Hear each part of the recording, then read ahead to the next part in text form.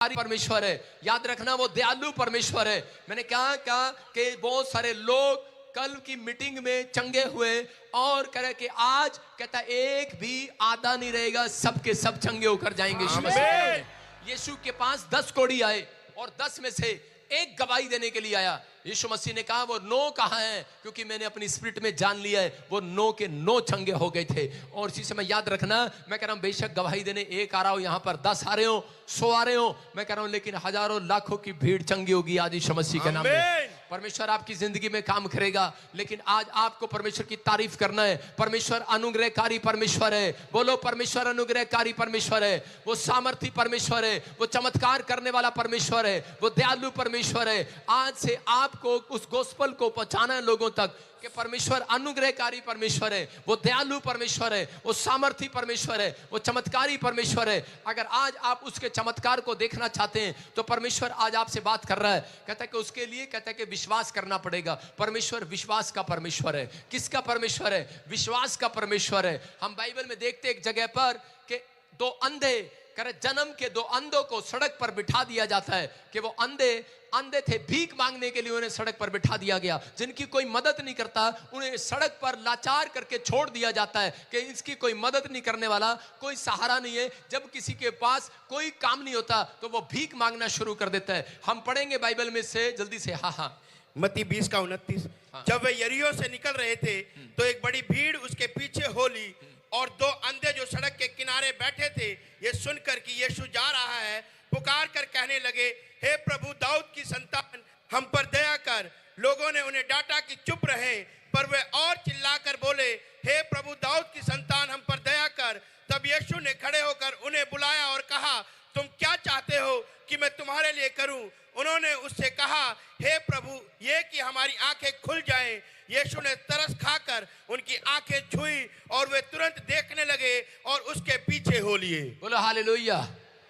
Bible बोलती है यरीहो की नगरी में करे के 2 अंधे थे और जब उनकी लाइफ में कोई चमत्कार नहीं हुआ, वो ठीक नहीं हुए, जब उनकी बीमारी लाइलाज हो गई तो समय में वो भीख मांगने लगे। वो जन्म से भीख मांगा करते थे, अंधे थे जन्म से और भीख मांगते थे। यरीहो की नगरी में लिखा वहां पर कि यरीहो की नगरी में यीशु मसीह जा रहा था और किसी ने उसको बता दिया करे कि यहां पर यीशु मसीह यहां से जाने वाला आज रात।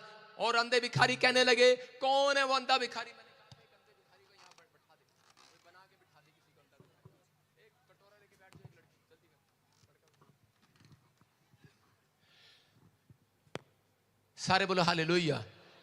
डिस्टर्ब न करें, अपने हाथों को उठाओ, बोलो कि परमेश्वर पवित्र आत्मा जी आपकी सामर्थ्य यहां पर है यीशु मसीह के नाम में। आज तेरा वचन लोगों की जिंदगियों में चमत्कार करे यीशु मसीह के नाम में। बोलो आमीन। बाइबल बोलती है इस बात के लिए, कह रहे लिखा यहां पर जब यरीहो के से निकल रहे थे तो 2 एक बड़ी भीड़ उसके पीछे ओली और 2 अंधे सड़क के किनारे बैठे भीख मांग रहे थे। लिखा बाइबल में कि यीशु मसीह यरीहो की नगरी से जा रहा था। यरीहो की नगरी का मतलब है पाप की नगरी। और कह रहे कि जब वो पाप की नगरी में से निकल रहा था तो उसी समय उसने देखा कि यरीहो की नगरी में कह रहे 2 सड़क के किनारे बैठे 2 अंधे भीख मांग रहे थे और जोर जोर से चिल्ला रहे थे। लेकिन उसी समय उनको पता दिया किसी ने कि यहां से आज रात कहता है कि यहां से यीशु मसीह जाने वाला है, अंधों को आंख देने वाला, लंगड़ों को टांग देने वाला, मुर्दों को जिलाने वाला, कह रहा है कि वो यहां से निकलने वाला है। अंधे भिखारियों ने एक फैसला ले लिया, कह रहे अरे कह रहा है कि अंधों को कह रहा है कि आंख देने वाला यहां से निकलने वाला है। कह रहा आज हम कह रहा इतनी जोर से मांगने लगेंगे, कह रहा मांगते रहेंगे में मांगने लगेंगे। कहता हम मांगते रहेंगे जब तक हमें मिलेगा नहीं। वो अंधे जोर जोर से गिड़गिड़ाने लगे, बोलने लगे दाऊद की संतान हम पर दया कर। इस भिखारी की तरह कहता है आंख बंद करके कहता है बैठ गया।